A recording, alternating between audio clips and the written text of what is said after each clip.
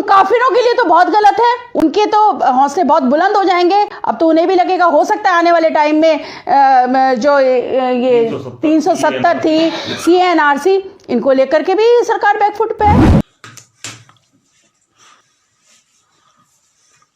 क्या केवल राजनीति और गद्दी के चाहत में आपने अपने सिद्धांतों से समझौता कर लिया? मुझे ये उम्मीद मोदी जी से नहीं थी। ये वीडियो जो आपने सुना, हिंदू महासभा के अलीगढ़ विंग की ये महिला पूजा सगुन पांडे, ये किस तरह से कल जो बिल वापस किया गया है नरेंद्र मोदी के जरिए, सुबह 9 बजे जो राष्ट्र को संबोधित करते हुए उन्होंने अपने बयान में तीनों बिलों को वापस लेने की बात कही। उसके बाद लगातार उनका वो लोग विरोध कर रहे हैं जो हमेशा नरेंद्र मोदी के हर फैसले के साथ खड़े नजर आए। हिंदू महासभा की इस महिला ने जिस तरह के अल्फाज का इस्तेमाल अपनी इस बाइट में किया, उसको लेकर तरह तरह के सवालात खड़े हो गए हैं और लोग ये सवाल करने लगे हैं, क्या अब अंधभक्त बदल रहे हैं? वो अंधभक्त जो मोदी के किसी भी फैसले पर, मोदी की किसी भी बात पर आंख बंद करके विश्वास करते थे और उनके हर फैसले को जायज ठहराने के लिए व्हाट्सएप पर तरह तरह के मैसेज, तरह तरह के कोट्स व्हाट्सएप पर फॉरवर्ड किए जाते थे, सोशल मीडिया पर डाले जाते थे और नरेंद्र मोदी के हर कदम को जायज ठहराया जाता था। आज यही लोग किस तरह से नरेंद्र मोदी के खिलाफ ऐसी जबान का इस्तेमाल कर रहे हैं जो पार्लियामेंट्री जबान नहीं है। जिस तरह से इसके जरिए, पूजा के जरिए जो कहा गया कि जिसकी एक बात नहीं उसका बाप एक नहीं, ये बात नरेंद्र मोदी के बारे में इस कॉन्टेक्स्ट में कही गई कि जिस शख्स ने बार बार इस बिल को किसानों के लिए फायदेमंद बताया और यह बताया कि किस तरह से इन बिलों के आने के बाद किसानों की आमदनी दुगनी हो जाएगी, लेकिन जब उन्हें यह लगा कि उत्तर प्रदेश और उत्तराखंड उनके हाथ से फिसल रहा है इस आंदोलन की वजह से और किसान पूरी तरह से उनके मुखालिफ खड़ा हुआ है और उत्तर प्रदेश इलेक्शन और उत्तराखंड इलेक्शन में सबक सिखाने की किसानों ने ठान ली है, तो अचानक ये बिल वापस ले लिया गया। उसके बाद तरह तरह के कमेंट सोशल मीडिया पर आ रहे हैं और बार बार ये कहा जा रहा है कि ये कहीं ना कहीं नरेंद्र मोदी के सरकार के कमजोर होने का संकेत है।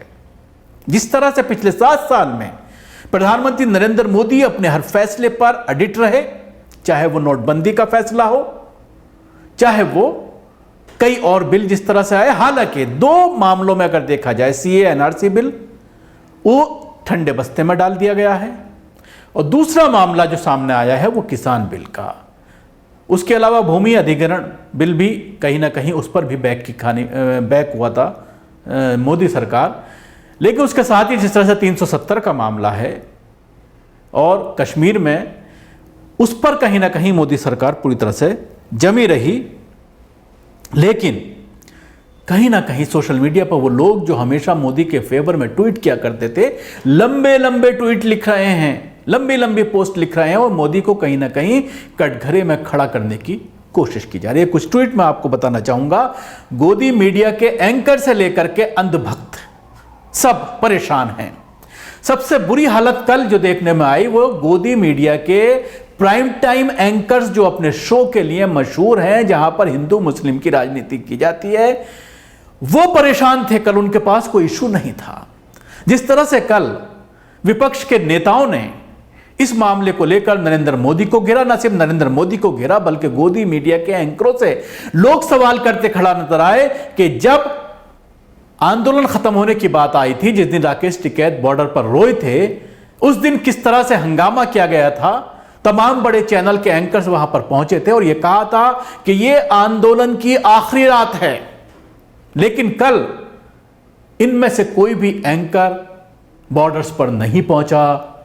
जिस तरह से सीए प्रोटेस्ट में बड़े से बड़ा एंकर पहुंच रहा था और अपने हिसाब से वहां पर रिपोर्टिंग कर रहा था, इसी तरह से किसान आंदोलन जिस दिन खत्म होने की बात हुई थी, वहां पर सारे बड़े रिपोर्टर्स और एंकर्स पहुंचे थे और यह कहा जा रहा था कि अब आंदोलन खत्म, बड़ा जश्न मनाया जा रहा था। लेकिन उसके बाद जिस तरह से राकेश टिकैत के आंसू छलके और उसके बाद पूरा पासा पलट गया और आंदोलन में एक बल मिल गया। और उसके बाद नरेंद्र मोदी सरकार को कहीं ना कहीं उस आंदोलन के वजह से झुकना पड़ा।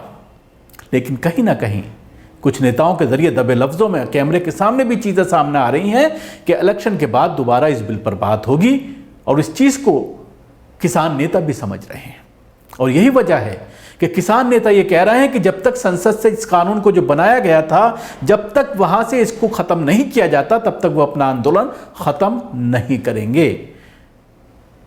लेकिन इसके बाद जिस तरह से अब गोदी मीडिया फिर आज से इस पर लग गया है, नुकसान और फायदा तलाश रहा है कि क्या इसके बाद उत्तर प्रदेश और उत्तराखंड की सत्ता या पंजाब की सत्ता बीजेपी के हाथ में आएगी। इस पर बहस शुरू हो गई और कहीं ना कहीं बीजेपी के लिए लॉबिंग करनी शुरू कर दी गई है। मैं कुछ ट्वीट आपको सुनाना चाहूंगा, बड़े बड़े ट्वीट हैं लेकिन छोटे कुछ चीजें मैं आपको बताना चाहूंगा। एक दयानंद पांडे का ट्वीट काफी सोशल मीडिया पर वायरल हो रहा है। तो क्या अब सीएए और 370 की भी वापसी होगी? चुनाव का डर ही अगर सब कुछ है तो नरेंद्र मोदी किस लिए भला फिर चीन की सरहद पर चीन को सब कुछ सौंप दीजिए, अरुणाचल, सिक्किम, लद्दाख सब, पाकिस्तान को भी कश्मीर सौंप दीजिए, सीधे कांग्रेस को सत्ता सौंप दीजिए। कृषि कानून की वापसी भर नहीं है, ये नरेंद्र मोदी नाम के इकबाल और धमक पर मिट्टी में मिल जाना है। ये इंदिरा गांधी के बाद देश को कोई सख्त फैसले लेने वाला प्रधानमंत्री मिला था तो वह नरेंद्र मोदी था। अब वे नरेंद्र मोदी भी तिरोहित हो गया है। देश का भगवान ही मालिक है। देश के आगे बढ़ने की सारी उम्मीदें धराशायी हो गई हैं। कृषि कानून में कोई खोट नहीं था। हम भी छोटे ही सही किसान हैं, सो जानते हैं कि देश और किसान की तरक्की के लिए ये तीनों कृषि कानून जरूरी थे। लेकिन कुछ गुंडों की गुंडई के आगे नरेंद्र मोदी तो दंडवत हो गए। थू थू, कहाँ तो जनसंख्या नियंत्रण बिल की प्रतीक्षा में था देश, कहाँ जो चुनाव जीतने के लिए जनाब लेट गए। ऐसे तो कोई चुनाव भी नहीं जीत सकते, लोग जिताएंगे भी किस लिए और क्यों? सबका विश्वास भी नाम पर मुस्लिम तुष्टीकरण कांग्रेस से भी ज़्यादा कर रहे थे, अब ये सरेंडर भी करने लगे। नरेंद्र मोदी के नाम पर अब ये बट्टा भी लग गया है कि अपना ही नहीं देश का भी मजाक बना है। अब तो कोई भी कानून बदलने के लिए कुछ गुंडे दिल्ली घेर लेंगे और आप लेट जाएंगे। तो काहे कि नरेंद्र मोदी छी छी यशोदा बहन की तपस्या और त्याग पर भी पानी डाल दिया। सुशांत सिन्हा जो मशहूर एंकर हैं, उसने कल ट्वीट किया, प्रधानमंत्री को अगर लगता है कि उनके निर्णय से हाय हाय मोदी मर जा मोदी का नारा लगवाने वाले कम हो जाएंगे तो ये उनका भ्रम है। हाँ, मोदी हैं तो मुमकिन है बोलने वालों की संख्या कुछ कम ज़रूर होगी, लिख लीजिए। कपिल मिश्रा का मोदी जी ने फिर साबित किया है कि उनके लिए देश सबसे बड़ा। किसान की आड़ में खालिस्तान आग से खेलने का ख्वाब देखने वालों को अब सामने से आना पड़ेगा। असली लीडर ही खुद सामने आकर ऐसे बड़े फैसले ले सकता है। नरेंद्र मोदी को नमन किया है। इसके अलावा 3 और बड़ी anchor Navika Kumar, #formula replayed, #CA, #NRC, cold storage, #UCC, no sign, what next. उसके अलावा Smita Prakash, next is what, article 370 back.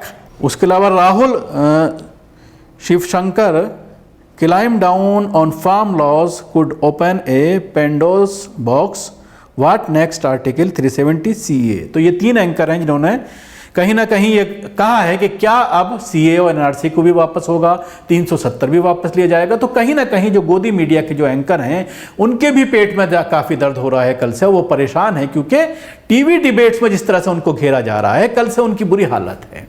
खासतौर से कांग्रेस की जो प्रवक्ता हैं, महिला प्रवक्ता, उनके जरिए जिस तरह से इस बिल को लेकर टीवी एंकर्स पर सवाल किया गया और बार बार उनको जलील किया गया, तो कल कुछ भी जवाब बनते नहीं बन पा रहा था इन एंकरों के जरिए। और कहीं ना कहीं जो मोदी भक्त हैं वो भी कल से परेशान हैं। इस तरह के जो ग्रुप्स सोशल मीडिया पर चलाए जा रहे हैं, व्हाट्सएप पर जो ग्रुप चलाए जा रहे हैं, उसमें भी कहीं ना कहीं सन्नाटा पसरा हुआ है और 1-2 लेख तैयार किए गए हैं बीजेपी की सोशल मीडिया टीम के जरिए। उन लेख्स को जो है वो फॉरवर्ड किया जा रहा है और उसमें इस फैसले को इस तरह से दर्शाने की कोशिश की गई है कि ये आतंकवाद पर वार है, खालिस्तानी आतंकवादी इसके आड़ में देश में कुछ बड़ा करने की प्लानिंग कर रहे थे, इसलिए ये उस पर अंकुश है। इस तरह की चीजें अब सोशल मीडिया पर चल रही हैं ताकि अंधभक्तों को एक और नया मुद्दा दे जाए और अंधभक्त इस पर जाहिर सी बात है यकीन कर लेते हैं और कल से फिर ऐसा ही देखने आएगा। आज से ऐसा देखने में आएगा जो लोग सवाल खड़ा कर रहे थे वो उल्टा जवाब देते हुए नजर आएंगे और प्रधानमंत्री नरेंद्र मोदी फैसले को देश हित में बताते हुए दिखाई देंगे। शुक्रिया। आपको हमारी कोशिश कैसी लगी जरूर बताएं। हमारे YouTube चैनल को सब्सक्राइब करना ना भूलें, इसके साथ ही बेल आइकन जरूर दबाएं और अगर आप ये वीडियो फेसबुक पर देख रहे हैं तो हमारे पेज को लाइक करें, उसके साथ ही फॉलो भी करें। धन्यवाद।